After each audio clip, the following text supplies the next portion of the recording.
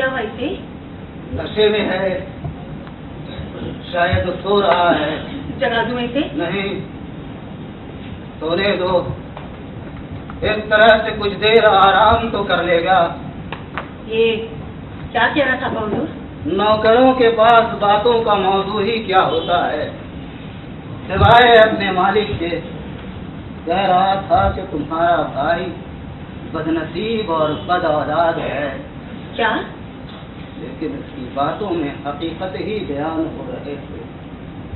जो खला हमारी जिंदगियों में पैदा हो गया है उनका पर्दाफाश कर रहा था। ये नहीं बबलू, ये हकीकत नहीं है कि हमारी जिंदगियों में खला है।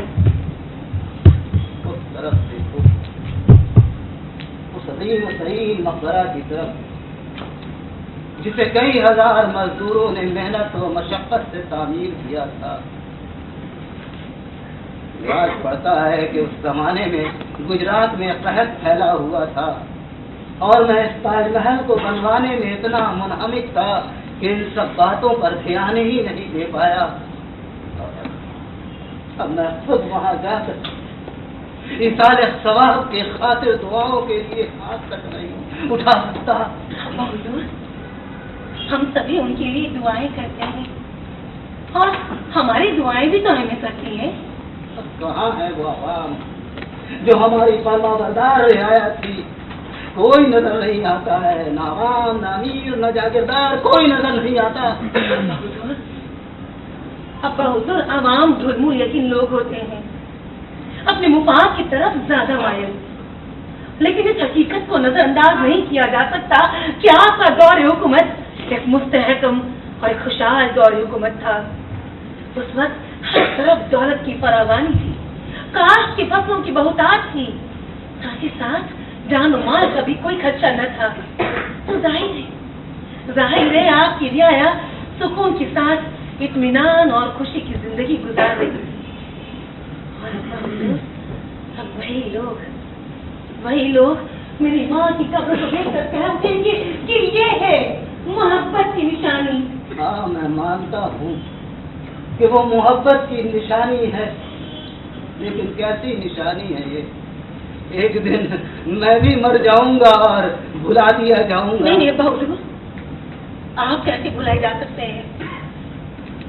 कुरान जो ताजमहल की मेहराबों पर नक्श है, उन शाह अहमद खान ने आपकी ख्वाहिशों की तर्जुमानी की है। वही सूरह रहमान की आयतें हैं जिसका ताल्लुक खास तौर से जन्नत से है। ऐसा मालूम होता है कि आपने जन्नत की महल की नक्ल उतार दी उस जमीन पर हमारी माँ की खातिर, सिर्फ तुम्हारी माँ की याद को जिंदा रखने के लिए। वो वहाँ सुकून से आराम कर रही है और हम उनकी रूहानी सुकून की खातिर दुआएं करते रहते हैं। कम से कम वो हमारी जल्द और कर्ज की अज़ियतों से तो बेखबर है। खास तौर से जबकि उनके बेटे मार दिए गए, उनकी शौहर को कत्ल कर दिया कर। कम से कम वो इन तकलीफों से तो महफूज है। हमारी तकदीरों में जिंदगी और मौत के तमाम सानेहात लिख दिए गए हैं। हमारी जिंदगी का अरसा क्या होता है? 50 साल, 60, 70। लेकिन अफसोस कि तुम्हारी माँ की तकदीर में ये उम्रें थी नहीं। दर्दनाक पहलू ये कि 7 बच्चों के दाग के साथ हम सबको अकेला छोड़कर चली गई।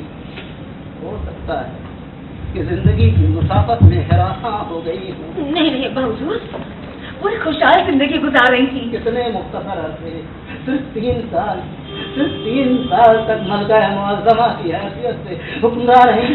बहू, लेकिन आप इस हकीकत को क्यों फरामोश कर रहे हैं कि इससे कब्ल हमारी आदिल अजीज माँ आपके साथ 15 साल तक पहलू रही। लेकिन वो अरसा कितना मुख्तसर था। हाँ बहू, ये हकीकत है कि मेरी माँ को एक छोटी सी जिंदगी नसीब हुई। लेकिन अब्बा हुजूर, आप दोनों की मोहब्बत की मिसाल जिंदगी जावेद हो गई। अब्बा हुजूर, जिंदगी और मौत के बीच अगर कुछ हकीकत है तो वो है मोहब्बत। वो मोहब्बत जो आपको मेरी माँ से थी, जो मुझसे है, मेरे भाइयों से। अगरचे वो इस दुनिया में नहीं रहे, क्या औरंगजेब से मोहब्बत नहीं है? हाँ, और मेरी बहन रोशनारा जो यहाँ फटकती तक नहीं, लेकिन उसके लिए भी तो मोहब्बत वैसे ही बरकरार है। हाँ मेरी मोहब्बत ही वो रिश्ता है जो एक दूसरे को आपस में मिलाए रखता है। लेकिन अफसोस अफसोस हमारे तकदीर की कारस्तानियां जो हमारे ही काबू से बाहर हैं। जैसे ही मैं उस ताजमहल की ओर देखता हूँ, ये यकीन करने की कोशिश करता हूँ कि वो तो सिर्फ एक कब्र है, लेकिन वो मेरी माँ की कब्र है। और वो सिर्फ एक कब्र ही नहीं, यहाँ के बाशिंदों के जज्बातों का मोजज़ा है जिसमें सब बराबर की शरीक है। अब्बा हुजूर, इस जमीन पर अब ये वो जलाल इमारत खड़ी है जो निशानी बन गई है हमारे वजूद की। हमारा वजूद जिसने जन्म लिया मुगल और राजपूत खून की नामशीद से, जो हकीकत बन गई इस सरजमीन पर।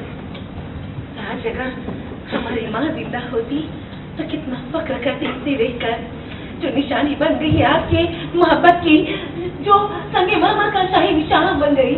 हाँ मेरी बच्ची, उस इमारत पर वही ज़ीशान अजमत है जो कि एक सल्तनत के तख्त पर होती है। ये मेरे जहन में एक इल्हाम सा पैदा हुआ और ऐसा लगा जैसे जन्नत से कोई पैगाम मिला हो, और उसकी तामीर के लिए मेरे अंदर एक तरह की नाकाबिले ज़ब्त ख्वाहिश पैदा हुई जिसे जन्नत से जमीन पर मुंतकिल कर दिया हो। मेरी बच्ची, मेरी रूह तो वहाँ चक्कर लगा आती है, लेकिन मेरा खादिम कहता है मेरे जिस्म में रूह है ही नहीं। ठीक ही कहता है, मेरे जिस्म में रूह कहाँ है? वो तो लेटी हुई है तुम्हारी माँ की कब्र के साथ। मेरी रूह मेरी माँ के साथ चिपकी हुई है। अगरचे हम इस किले से बाहर कदम नहीं रख सकते, लेकिन अपने तवज्जो को मबजूल करके उनके लिए दुआएं कर सकते हैं। हमारा पैगाम उन तक पहुंच जाएगा। क्या उन्हें खबर है कि हम पर क्या बीत रही है? हाँ बहुतूर, उन्हें सब खबर है। क्या उन्हें अपने सपूत और अंग्रेज के करतूतों की खबर है? क्या उन्हें खबर है कि उसने हिंदुओं को अपना दुश्मन बना दिया है? राजपूत जो खुददार कौम है, जिनके हमारे दादा शहनशाह अकबर के ज़माने से गहरे ताल्लुकात हैं, उन्हें अपना दुश्मन बनाने पर तुला हुआ है। मरहटों को भी दुश्मन बना दिया है। हम सबको मुसलमान तो नहीं बना सकते।